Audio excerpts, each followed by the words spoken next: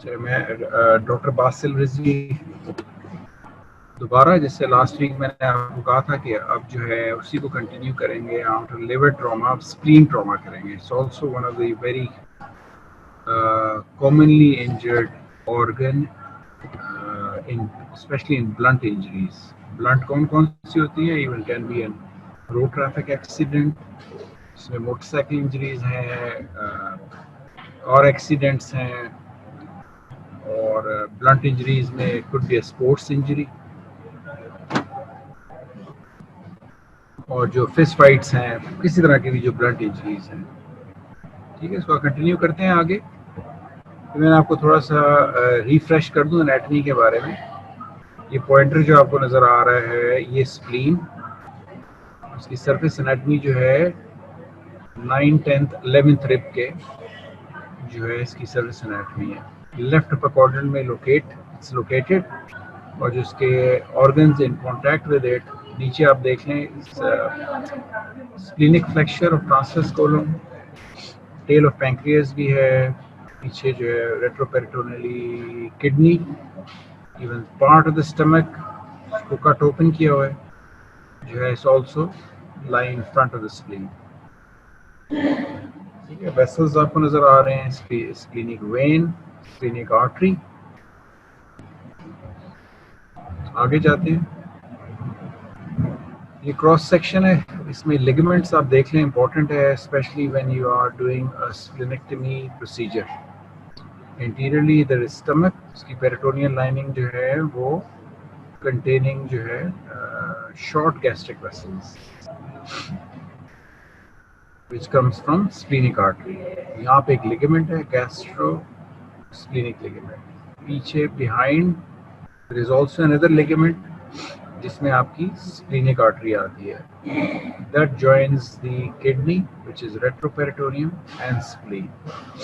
when you are removing the spleen तो आपको ये दोनों लिगामेंट जो है उनको ओपन करना पड़ता है, लाइगेट टाई करके कट करना पड़ता है, then you are able to free up the spleen to remove it। आगे भी मैं डायग्राम आपको बताऊंगा।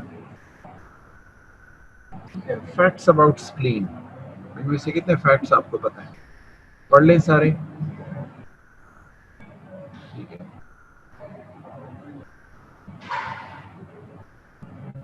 पढ़ लिए सारे। चलो,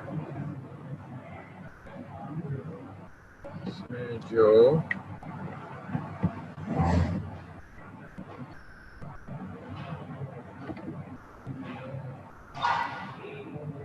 एक सेकंड है, मैं अपना पॉइंटर दोबारा ले आऊं।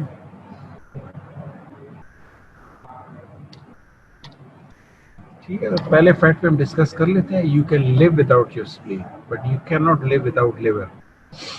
हाउएवर, आपको मैं आगे बताऊंगा what is post splenectomy sepsis, which has a very high mortality, but it is a manageable condition to control or prevent these infections following spleen removal. Very largest immune system organ. It cleans and filters your blood. B and T cells are also produced to fight against viruses and bacteria. It's a major storage organ for platelets. और क्या किया, कभी तो कुछ हो नहीं रहा।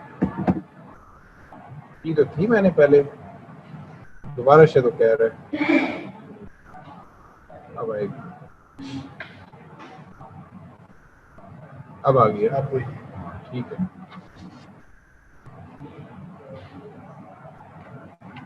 Sorry वो स्क्रीन जो है वो आउट ऑफ एक्शन हो गई थी, दोबारा स्क्रीन आ गई।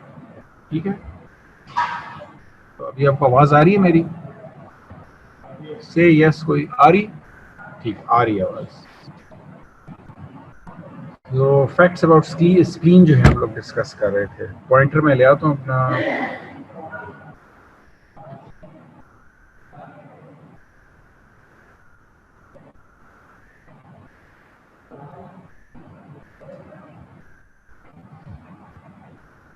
इस बिट को मैं दोबारा रिपीट कर देता हूँ कि after removal of your spleen you can live, unlike liver.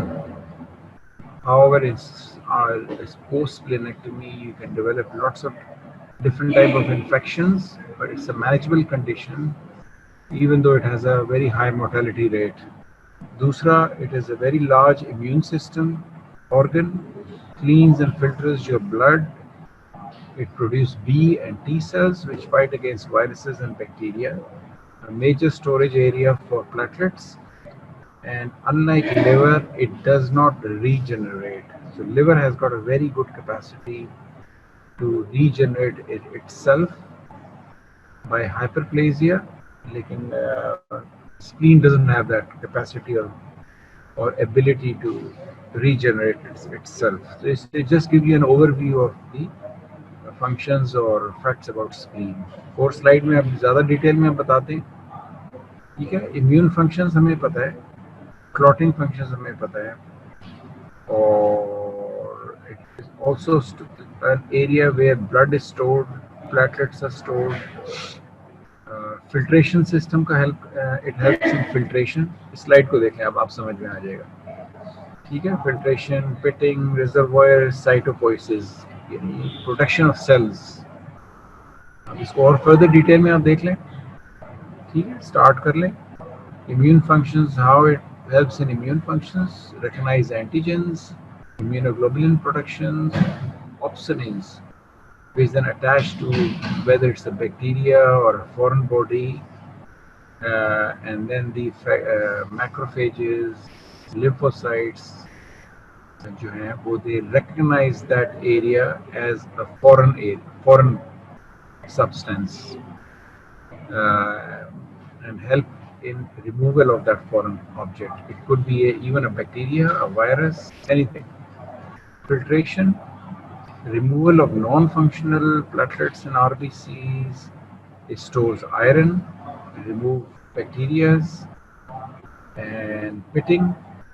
Basically, it means it can repair the damaged RBCs. So it's also got that capacity or function to repair the damaged RBCs. Reservoir, we know, for platelets and RBCs, and production of T and B cells and macrophages. So you can imagine, अगर हम spleen को remove करें, the patient will be prone to infections, all type of infections, whether it's bacterial or viral. अगर filtration और pitting नहीं होगी,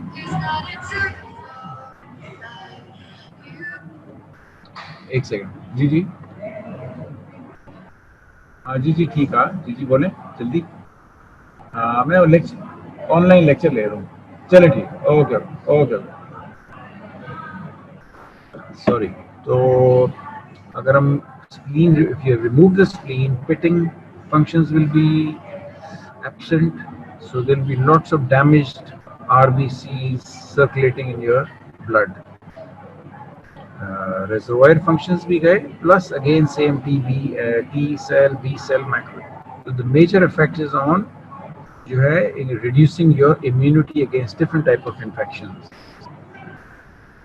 वो आगे मैं आपको बताऊंगा कि following spleen removal कौन कौन से precautions लेने हैं और कौन कौन सी vaccines जो है are very important to be given to the patient. अगली स्लाइड पे आते हैं. splenic trauma. ठीक है, blunt, very common organ, second most common after liver. Even penetrating injuries involves spleen, although it's lying behind 9th, 10th and 11th rib, but still they can involve and injure the spleen. Death can occur very quickly because it stores a large amount of blood in it. Kehr sign, just for your interest, basically whenever there is an irritation of the diaphragm, आपको ये पता है कि जो deltoid area is supplied by C5 cervical nerve, and which is a branch or connected with the diaphragmatic nerve, which also has got fibers from C5 segment.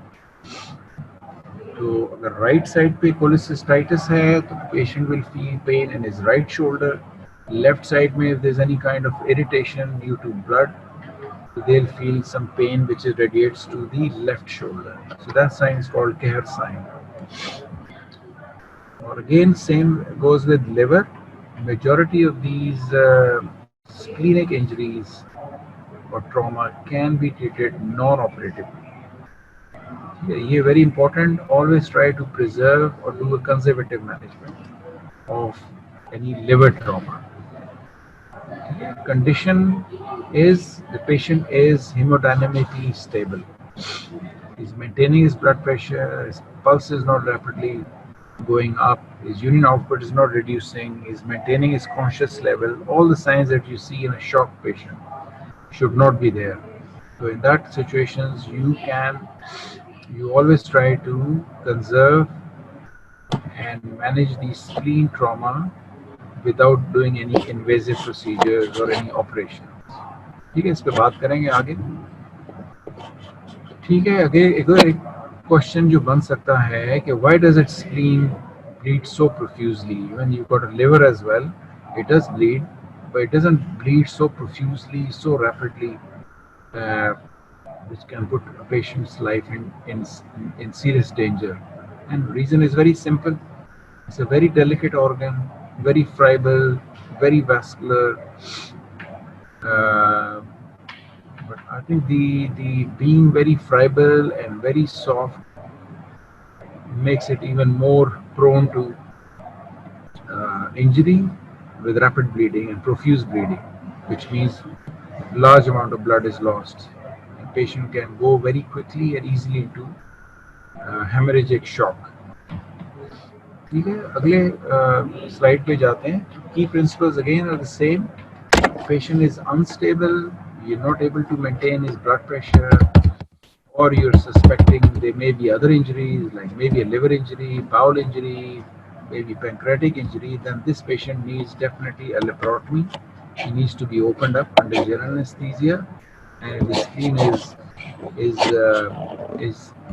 the damage to the spleen is to an extent where it cannot be saved, even you have to do in situations perform splenectomy. उस पे हम आगे आते हैं. I'll tell you about the gradings for the spleen. Second point आता है he is hemodynamically stable. Always non-operative management. Always. ठीक है? Because as I mentioned in the earlier slide, it has got some very important functions, especially related to immunity. So we always try to preserve it if we can. Splenography again, herniorrhaphy, repair. Rafi मैंने आपको बताया था रफ़ों की तरह. अगर किसी ने अपना पिजामा, शर्ट, अंडरवेयर को अगर रफ़ों कराया हुआ है तो they'll know के तो क्या होता है. तो splenography is again like repairing. That can also be tried with some sutures if the patient is stable. Stable means hemodynamically stable, maintaining his blood pressure. ठीक है, एक जनरल सी मैं आपको बात बताता हूँ कि वाई जो है it's a dogma. Dogma means that previously thought to be correct, but now we say it is not correct. Same goes with liver. Or reason यही था. People used to think, physicians, clinicians used to think spleen has no purpose. Splenectomy will not cause any long-term problems or complications to a person. Spleen cannot heal itself, so that's why it needs to be removed. It cannot be repaired. And if you try to conservative manage for the spleen injury, there is more chances you cause more harm to the patient by further bleeding or continuing bleeding in the spleen. So it's a myth, a misconception. Where most of the physicians, clinicians, surgeons used to follow this approach. But now things have changed. We know it has a very good important functions. It has a purpose, and although we also know that it can heal itself if we try to sort of control the bleeding. It can heal. It doesn't regenerate, but it can heal.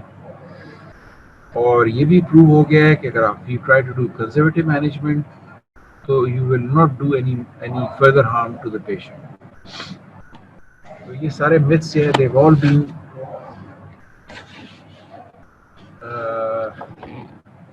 proven wrong. अगली side पे आते हैं. ये अब आपको और एक sign है.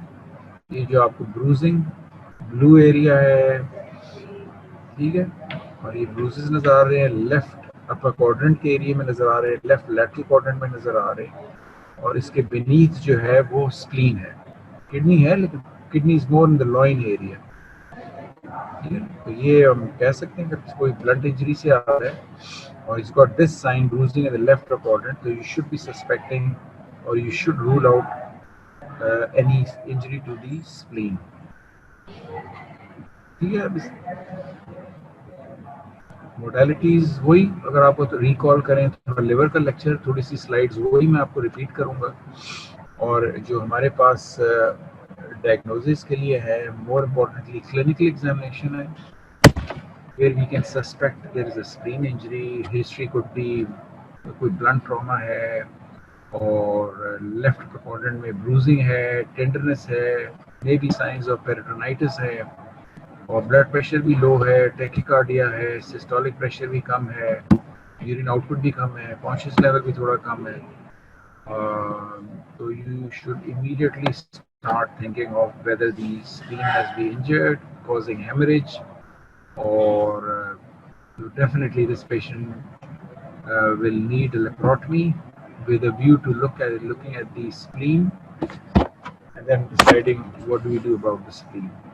वो मैं आपको अगली स्लाइड में बताऊंगा, ठीक है। Examination of fast scan last time we discuss, emergency imaging और इन्वेस्टिगेशन हैं, इक्विपमेंट जो है इसका is in the emergency department, usually perform by emergency physician और इमरजेंसी डॉक्टर, सीनियर डॉक्टर, और नेक्स्ट है DPL, diagnostic peritoneal lavage, and CT scan. CT scan can only be done if patient is stable, we've got time, he can go to the CT scan. ये कुछ slide जो हैं same as the last lecture था, इसमें liver में था, मैं आपको दोबारा उसको ज़रा रिकॉल और रिविजिट करवा देता हूँ और आपकी मेमोरी में इसको इम्प्रिंट करने की कोशिश करता हूँ।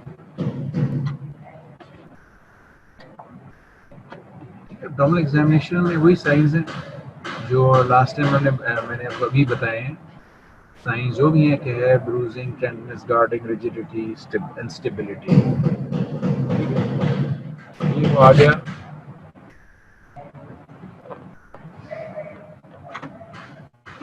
ठीक है, ये आप देख सकते हैं, you can see some fluid around the spleen, again free fluid left of the quadrant, और इन्वेस्टिगेशन वही है, focus assessment sonography which is like an ultrasound for trauma patient. Mainly 4 quadrants में आपने देखना है कि whether there is any fluid around those areas in a patient who has got a blunt trauma. ठीक है, screening test हो गया, इसमें आगे अगले डायग्राम में ज़्यादा अच्छा नज़र आएगा आपको। ये मैंने आपको स्लाइड पहले भी दिखाई हुई है, हेड एंड है पेशेंट का, कॉलर इन द नेक, ये looking around the spleen, sorry liver, ठीक है, fluid around the liver, blunt trauma would suggest that this fluid is blood, ठीक है, 2 + 2 makes it 4, इस तरह आपने कॉमन सेंस यूज करना है। सेकंड में हम देख रहे हैं पेशेंट का हेड ये, कॉलर नेक, और हम लेफ्ट अपर क्वाड्रेंट में देख रहे हैं around the spleen, fluid around the spleen, blunt trauma, very likely is blood. Third quadrant जो हमें देखना है is in pelvis, so this is done in every trauma patient, ठीक है, ब्लंट ट्रॉमा है, चाहे एक्सीडेंट है, फॉल है, जो भी है, आपने immediately hardly takes 5-10 minutes to do this scan. Pelvis fluid in a trauma patient likely is blood from the pelvic vessel, maybe ureter bladder injuries, or lastly around the pericardium. Pericardial fluid, blood in pericardium, किसी को पता है क्या कहते हैं उसे?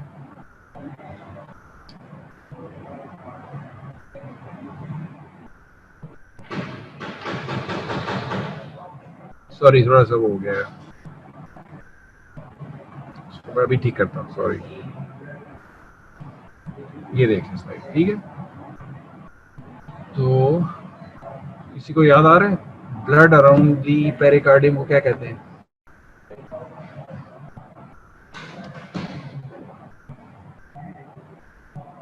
बताएं, नहीं आ रहा किसी को? तो कहते हैं पेरिकार्डियल टेम्पोनेड।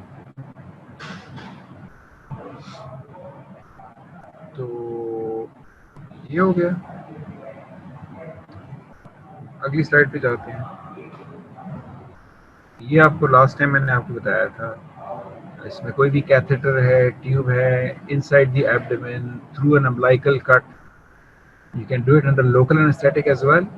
आप उसमें जो है फ्लूइड को इंजेक्ट करें, फ्लूइड को रीएस्पिरेट करें। If there is blood, frank blood like in this picture, then your diagnosis of जो है कोई भी solid organ injury is confirmed, whether it's liver, whether it's spleen which bleeds. ये is a very useful test, very useful skill to learn, especially in areas अगर आप periphery में कहीं आपको अपॉइंट किया गया है, वहाँ पे फास्ट स्कैन जो नहीं होगा, काफ़ी चांसेस हैं, सीटी स्कैन भी शायद चांसेस हैं ना हो, तो you will all be able to rely on your clinical judgment, clinical examination, plus an additional investigations which I'm showing you on this picture. ठीक है, it's a very important skill to learn. जिन्होंने laparoscopic cholecystectomy देखी है, I'm sure they'll be able to. तो चाहे camera डालने की आपने कोई ट्यूब डाल दी उसमें फ्लूइड इंजेक्ट कर दी, कुछ जगह भी हुआ है, कोई रिस्पांस नहीं दे रहा। ठीक है, आप लोग सुन रहे हैं? कोई यस कहे मुझे, शाबाश, जल्दी कोई कहे।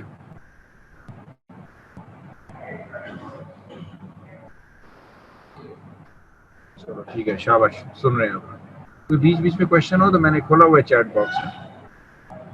ठीक, अगली स्लाइड मैंने आपको याद होगा दिखाई थी, उसको मैं दोबारा थोड़ा सा फिर टच करता हूँ।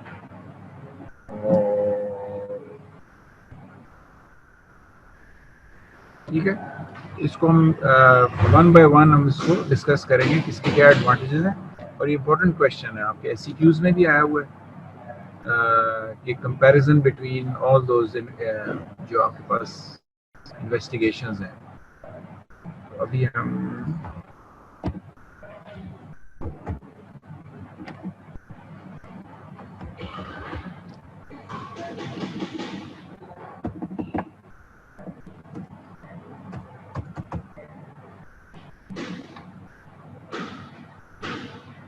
थोड़ी स्क्रीन फ्रीज हो गई है, मैं इसको सही करता हूँ।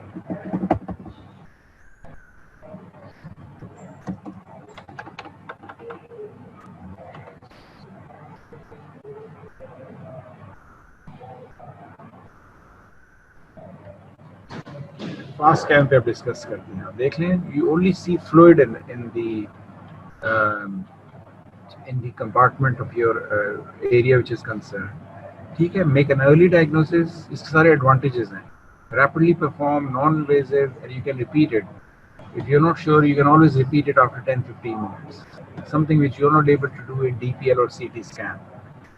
Okay, this comes with this disadvantages. पहले मैं आपको खाली एडवांटेजेस आपको मैं वो कर देता हूँ, ठीक है, फिर डिसएडवांटेज पे भी बात कर लेंगे। DPL में हमारे पास क्या एडवांटेज है? Not only shows fluid, but it can actually show actual blood, or it can actually show any intestinal contents or bile stain fluid.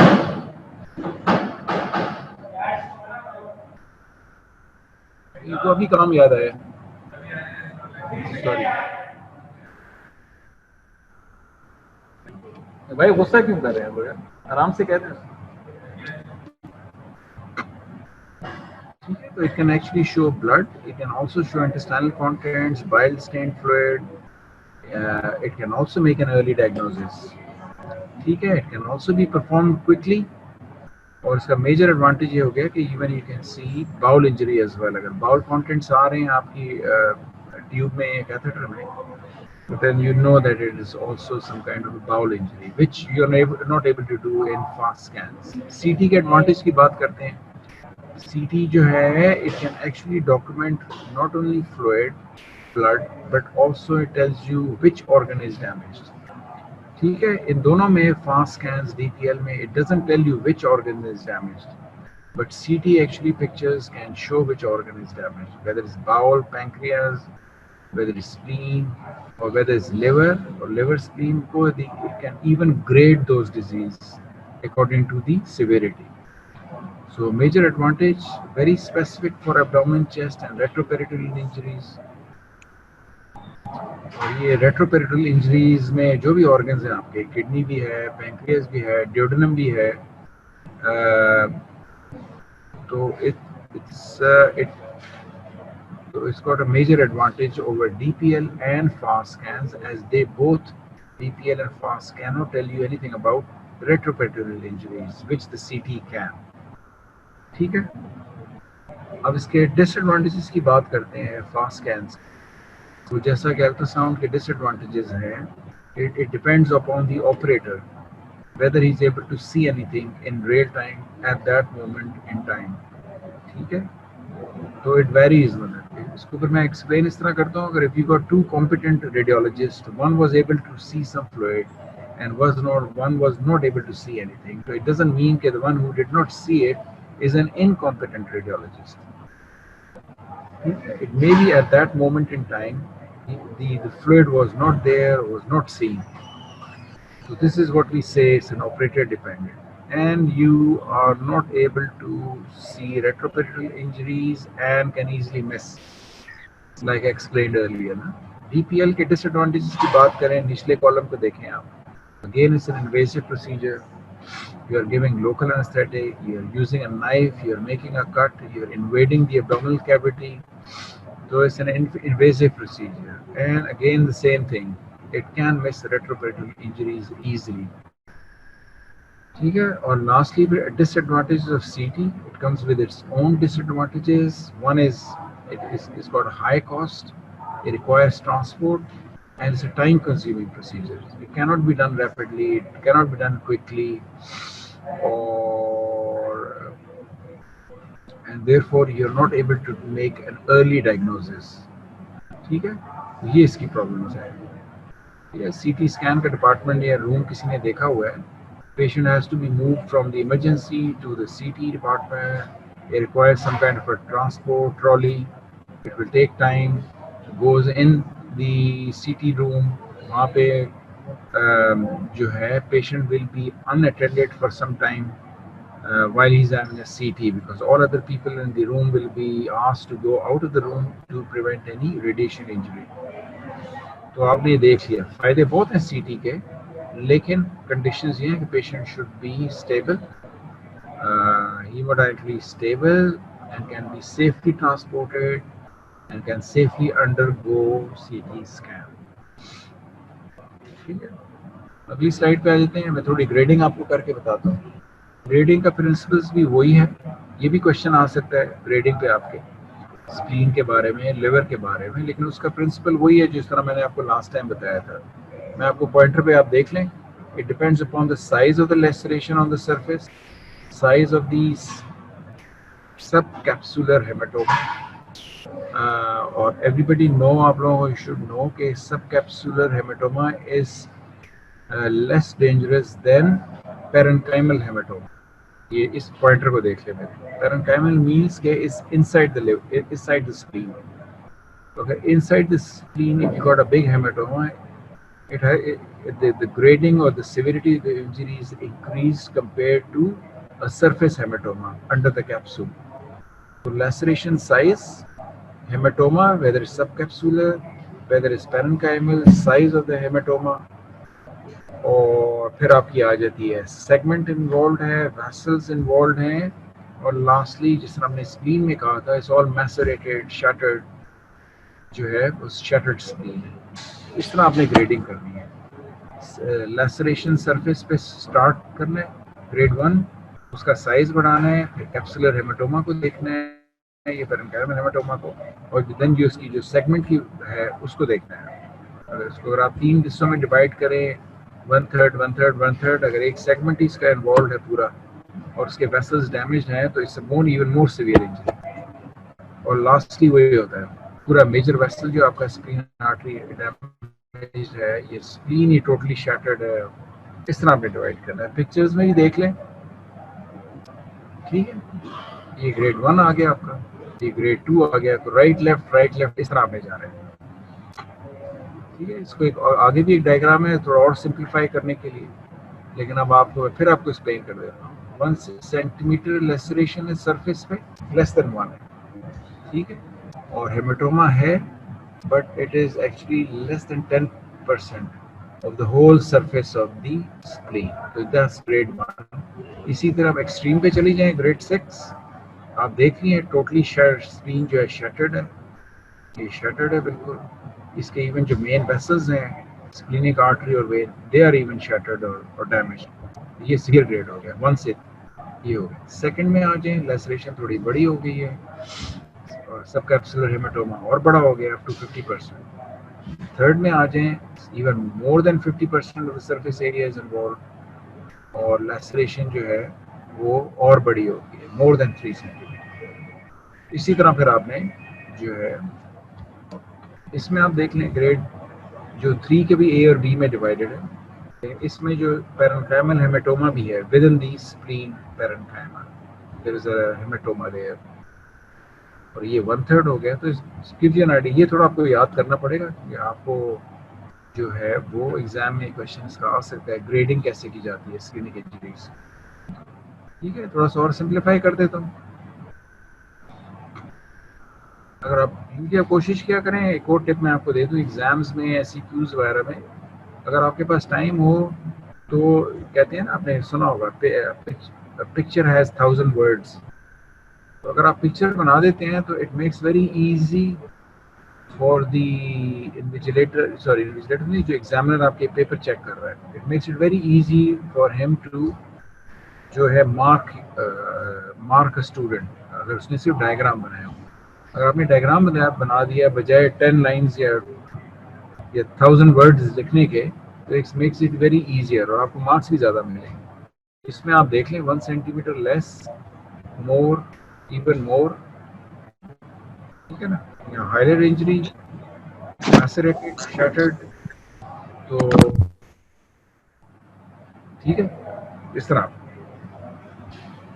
ये मैं थोड़ा थोड़ा पिक्चर्स आपको दिखा दूंगा। ग्रेड 2 है बिकॉज दी सब capsular haematoma is less than 3 is about 3 centimetre. हमारी ग्रेडिंग क्या कह रही थी, मैं पीछे जाता हूँ, वो कह रही थी बिटवीन 1 and 3 सेंटीमीटर अगर हो तो इट्स ग्रेड 2। ठीक है,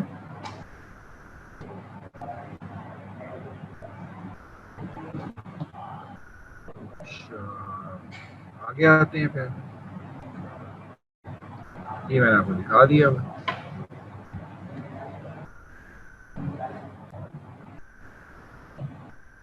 अगले पिक्चर पे आते हैं, ये मैंने आपको बता दिया।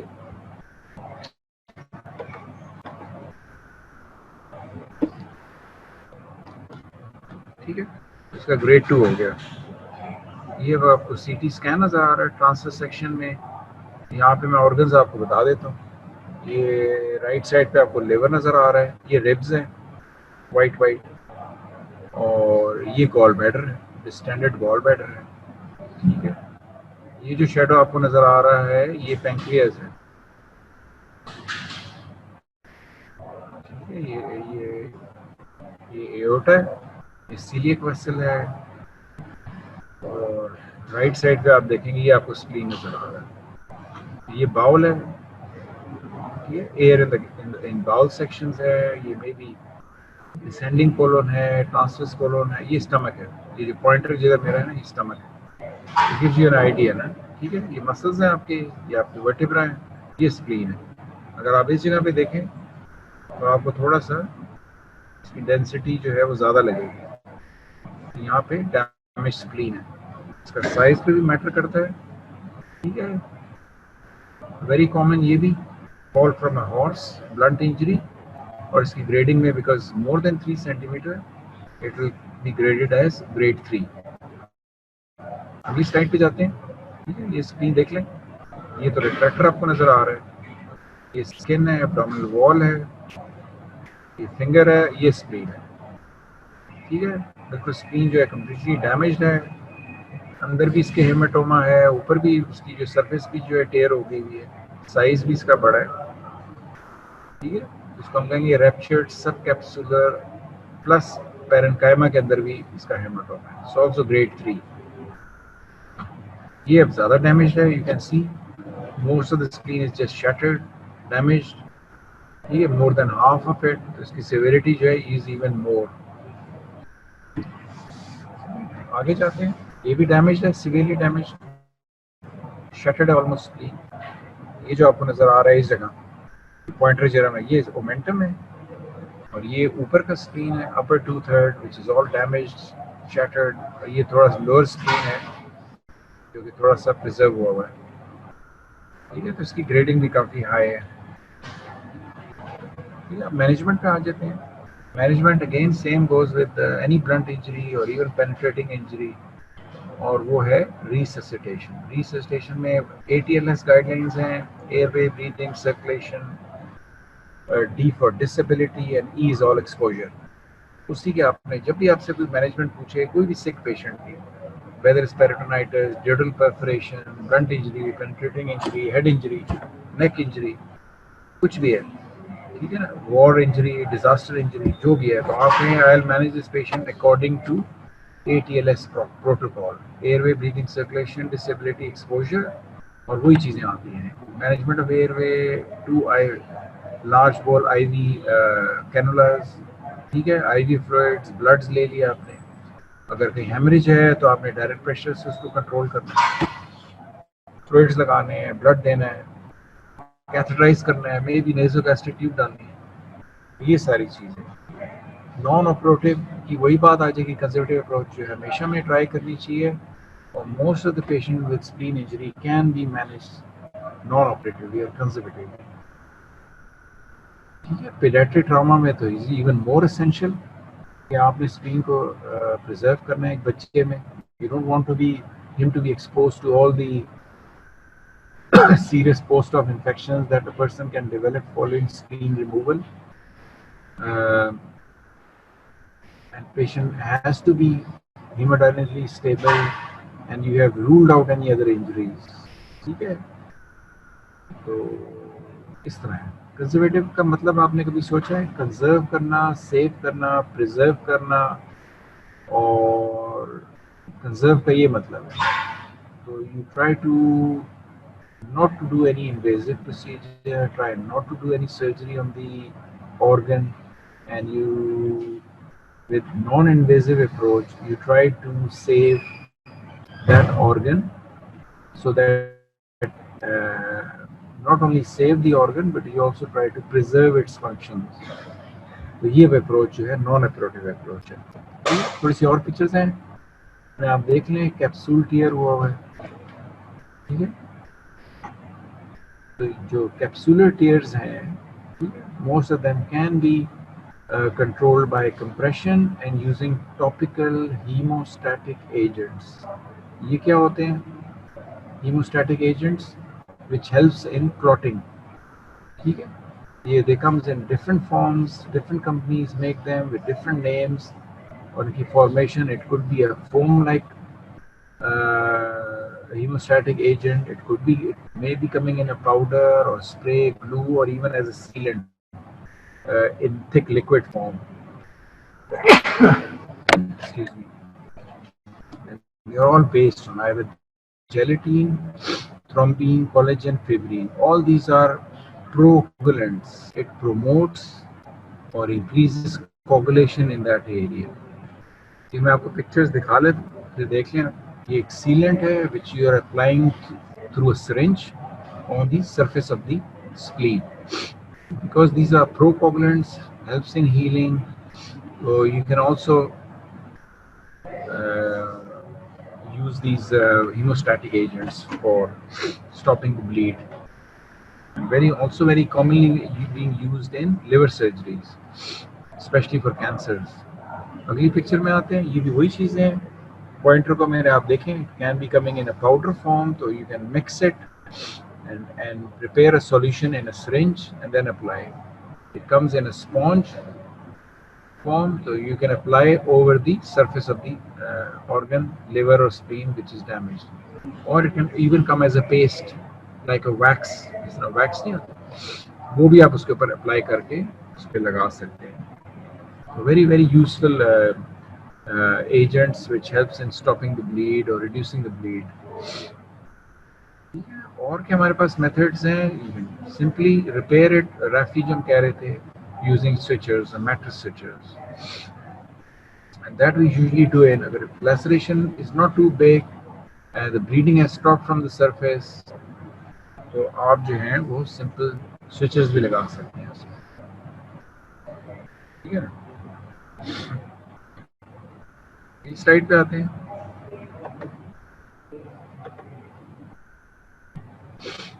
ठीक है, रेल पिक्चर्स देख लें फिर।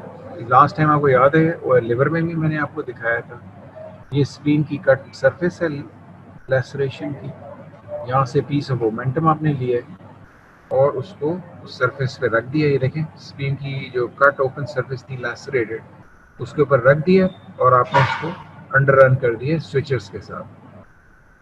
Momentums will not only apply direct pressure on the bleeding point but is also a type of hemostatic agent।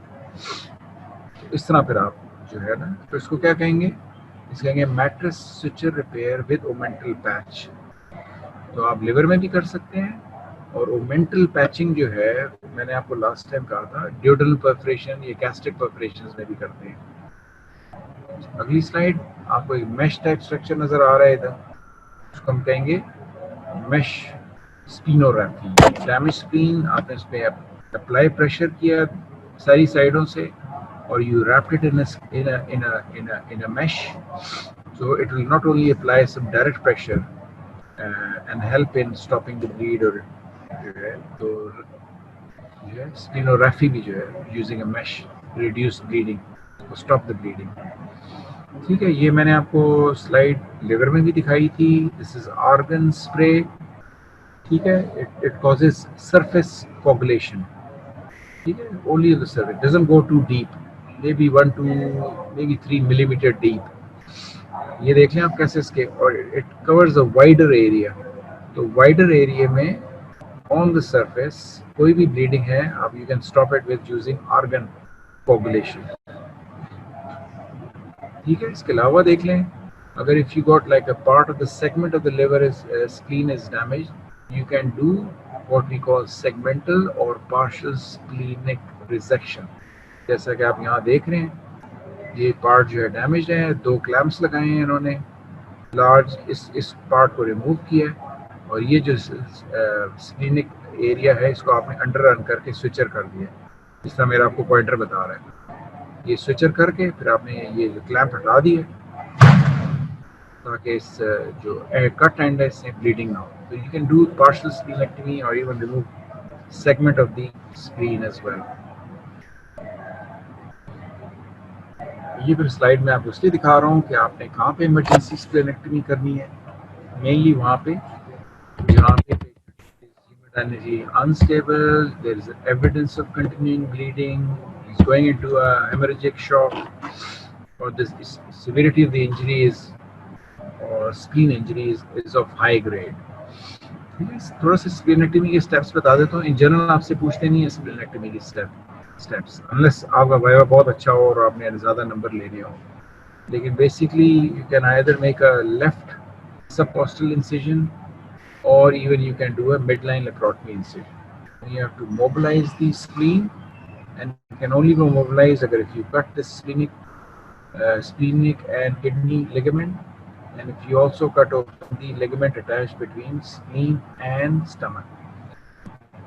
ठीक है, इसके बगैर आपने फिर उसको रिमूव नहीं करना, मुश्किल हो नहीं कर सकते आप।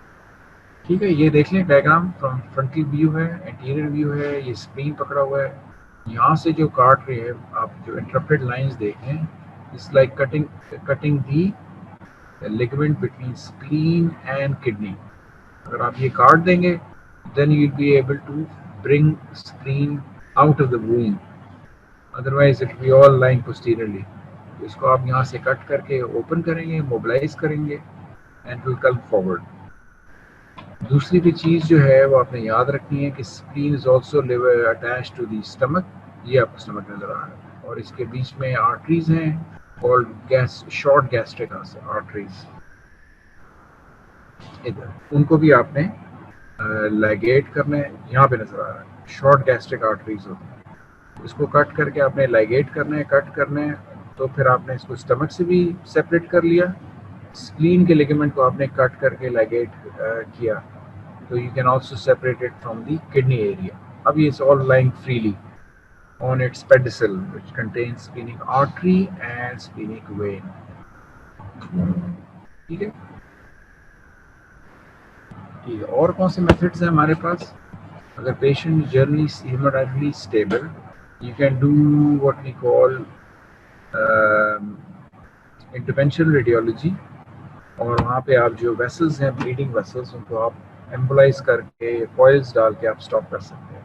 इस पिक्चर में आप देखें, इसमें आपको नज़र आएगा ये स्क्रीन है, सेकंड एंजियोग्राम, ठीक है। पहले आपने एंजियोग्राम किया, ये आपके वेसल्स हैं और ये आपकी कैथेटर है, नज़र आ रहा है आपको कैथेटर आ रहा है, लाइकली गोइंग इनटू द सीएक आर्टरी। यहाँ से आपने उसको एंजियोग्राम किया है, तो आप ये देखें कि स्क्रीन में नज़र आ रहा है और ये आपको ब्लश नज़र आ रहा है, ग्रेश डार्क ग्रे एरिया, ये सारा ब्लड है, ये सारा, ठीक है। और चांसेस ये हैं कि वेसल जो है वो इधर कहीं है जो ब्लीड कर रहा है, ठीक है। तो फिर आपने कैथेटर डाल के उसको एंजियो एम्बोलाइज करना है। ये एम्बोलाइज, ये छोटे छोटे कॉइल्स होते हैं मेड ऑफ टाइटेनियम, जो कि आप उस आर्टरी के अंदर रिलीज कर देते हैं, तो it goes into the artery and then blocks the lumen, ठीक है। तो इसमें जेलेटिन भी होते हैं, फोम्स भी होते हैं और कॉइल्स भी होते हैं, छोटे छोटे कॉइल्स मेड ऑफ टाइटेनियम, तो it blocks the lumen of the artery, ठीक है। तो इसको फिर कहेंगे एंजियो आर्टरी एम्बोलाइज कर दिया आपने टू स्टॉप इट ब्लीड, ठीक है। थोड़ा सा इसको टच कर लेते हैं, पोस्ट स्प्लेनेक्टमी कॉम्प्लिकेशंस, यानी कि रिमूविंग द स्प्लीन। मैं तो आपको डायग्राम में बताता हूँ, कुछ स्प्लीन को हम रिमूव कर रहे हैं। पहले तो हम बताएंगे कि लोकल डैमेज क्या क्या हो सकता है।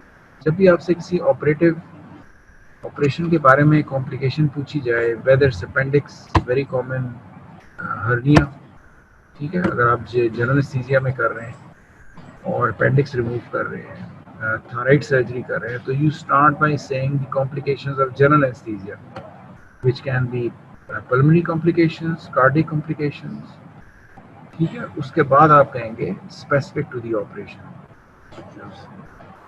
स्पेसिफिक टू द ऑपरेशन में आप देख लें लोकल डैमेज, अगर मैं स्प्लीन रिमूव कर रहा हूँ, यू कैन ईजिली डैमेज जो है आपकी large ball, because the ligaments between splenic flexure and spleen are they are attaching them together. So if you're trying to remove spleen, अगर ये ligaments are damaged, तो the spleen surface can bleed profusely, or it can cause serosal tear or damage to the transverse colon, ठीक है। एक injury local ये हो गई। Stomach is very close. When you are trying to remove it, you can cause stomach injury, ठीक है। Pancreas is very close, ये जो बीच में आप वाइट एरिया जरा देख रहे हैं, white yellow area, this is pancreas, that can also be easily damage.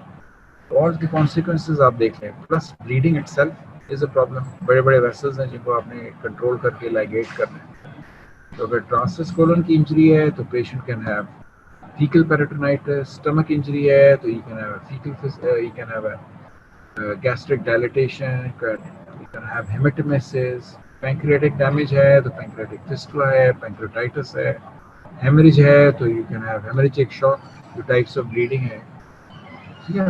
इस तरह आपने देखना है। आगे आते हैं फिर उसी स्लाइड पे, ये देखें स्पेसिफिक ब्लीडिंग है, स्टमक डैमेज है, पैंक्रियास डैमेज है। फिर पीछे जाते हैं, बिल्कुल very closely you got diaphragm there, during mobilisation if you damage the diaphragm, you can not only cause pneumothorax, but you can also cause atelectasis, consolidation, and collection in the left upper quadrant, ठीक है। Sepsis, जिस तरह हमने functions के बारे में बताया था, जितने भी इसके इम्यून फंक्शंस हैं, they will not be there anymore अगर once you remove the spleen। इनके बारे में बड़ा इंपॉर्टेंट क्वेश्चन है, वैक्सीनेशन के बारे में है बड़ा इंपॉर्टेंट क्वेश्चन, कि कौन कौन से ऑर्गेनिजम्स हैं जिनके against you have to vaccinate और give vaccination to a patient who had spleen removed, ठीक है। यूजुअली इन ट्रॉमा पेशेंट आप उसको you don't have any time to give vaccination, तो आप उसको ऑपरेट करते हैं, स्प्लीन रिमूवल करते हैं, और once patient is recovered after a week or so, then you give those vaccinations against pneumonia, meningia, influenza, and even malaria, ठीक है। एक और बड़ी इंपॉर्टेंट कंडीशन है उसको हम कहते हैं opportunistic post splenectomy infection, separate condition, जो कि people who had undergone splenectomy, uh, uh, these patients are more prone to develop opportunistic post splenectomy infections. So it's not like an immediate infection, but these people are more prone to develop these infections maybe in few months, a year or 2 years or 3 years. Or how you can see it's got a very, very high mortality. And this is why you have to avoid it. तो आपसे ये सवाल बड़ा easily पूछा जा सकता है और पूछा गया हुआ है पेपर्स में भी, यूएचएस के भी, कि what is opportunistic post splenectomy infections and how would you prevent it. ठीक है ना, ये आपको आना चाहिए सवाल. इसको ओवरवेलमिंग भी कहते हैं. ओवरवेलम का मतलब ये है कि it gets out of control. ठीक है, एक तो पहले आपने पेशेंट को टाइमली इम्यूनाइजेशन करनी है, एंटीबायोटिक्स भी देनी है, प्रोफिलैक्सिस. यूजुअली कहते हैं 3 to 5 years low dose antibiotics जो है, जिस तरह पेनिसिलिन, पेशेंट जो है उसको लेनी चाहिए. एजुकेट कर दें, कैरी स्प्लेनेक्टमी कार्ड, ये मैं आपको डायग्राम में दिखाऊंगा. और जैसे ही उसको कोई इन्फेक्शन हो, आप पेशेंट को एजुकेट कर देते हैं. अगर कोई माइनर सी भी फीवर हो, थ्रोट इन्फेक्शन हो या यूरिन में कुछ हो, तो उसने इमीडिएटली डॉक्टर को कॉन्टैक्ट करना है और एंटीबायोटिक स्टार्ट कर देनी है, ताकि इन्फेक्शन जो है doesn't get out of control. ठीक है, वैक्सीनेशन ये आपको आनी चाहिए. न्यूमोकॉक वैक्सीन है, मेनिंजोकोकल वैक्सीन है, एच इन्फ्लुएंजा की भी है, फ्लू की भी है. ठीक है, ये कोशिश करें कि ईयर आपको ये टाइम भी याद हो जाए, ये आपने रिपीट भी करनी होती है. ठीक है, लेकिन ये आपको मस्ट है, ये आनी चाहिए. ना आने पे आप फेल होते हैं कि कौन कौन सी वैक्सीनेशन पेशेंट को देनी है who has had spleen removed. ठीक है, एंटी मलेरिया भी है, वैक्सीन अलग है, एंटी मलेरिया टैबलेट्स अलग है. ये यूजुअली इन वेस्टर्न कंट्रीज में, जिस तरह डायबिटीज पेशेंट है, ये एपिलेप्टिक पेशेंट है, वो they always carry a small card which usually is supposed to carry very, very important health information. और ये क्यों? फर्ज करें एक पेशेंट का स्प्लीन रिमूव हुआ है, he suddenly develops some infections, goes into shock, become unconscious, and he's brought to the emergency department. Now if he's carrying that card, then you can immediately know he had his spleen removed and he had these vaccination, so he may be having some kind of developed some infection or sepsis, and this may be the reason that he has developed unconsciousness or is not well. तो देखिए, आप इसमें देखें, यहाँ पे already लिखा हुआ है he is susceptible to infection. तो इसी तरह डायबिटिक में कोई डायबिटिक कोमा में चला गया है, हाइपोग्लाइसीमिया में चला गया है, और patient has brought to the emergency और you don't have any information, कोई हिस्ट्री नहीं है, कोई अटेंडेंट नहीं है. This is a very useful way of knowing कि भाई what might have happened to this patient and what may be the right thing to do और right way to manage this patient. But लेकिन ये western countries में ऐसा हो रहा है. ठीक है, ये सारी नई चीज़ें थी, इस तरह वो थी. और चैट बॉक्स में खोल देता हूँ. अब कोई चीज़ आप मुझे टच चाहते हैं टच कर दूँ तो वी स्टिल गॉट 5 minutes. कोई चीज़ समझ में ना आई हो, लेकिन इसमें जो इम्पोर्टेंट क्वेश्चन हैं अगर आप मुझसे पूछें, जो आए हुए होंगे आपको, ये हमने बनाए हैं, ये यूएचएस में फंक्शंस ऑफ द स्प्लीन आ सकते हैं. It's very easy, very can be easily asked in a viva question, oral examination as well.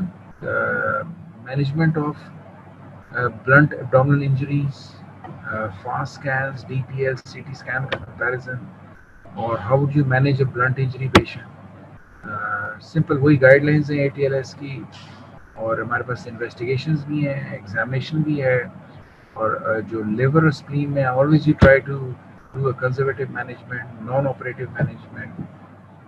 Because majority of the patients, the conservative non-operative management is successful. So your approach should always be try to conserve or preserve the functions of liver and spleen. ठीक है, lastly फिर हमने staging में आगे investigations आपको हो गई. Staging में ग्रेडिंग में आपको पता होना चाहिए कुछ, which depends upon the size of the injury, hematoma, whether it's deep or whether it's on surface, or whether the segments have been involved, vessels have been involved. That will make the increase the severity of the injury. और lastly फिर जो है operative क्या क्या चीज़ें हैं, उसमें भी सिंपल प्रिंसिपल्स हैं, अप्लाइंग प्रेशर्स हैं with hand, with packing, with mesh और with topical agents, suturing. ठीक है, लिवर में आपको याद है हमने पुलिस कैथेटर डाल दिया था, बैलून वो डाल दिए थे, और ये था। ठीक है, इसी तरह के क्वेश्चन, इसके अलावा कोई क्वेश्चन बनता ही नहीं है ट्रॉमा। ठीक है, और कोई क्वेश्चन समझ में आ गई होपफुली? ठीक है, मैं जाऊँ?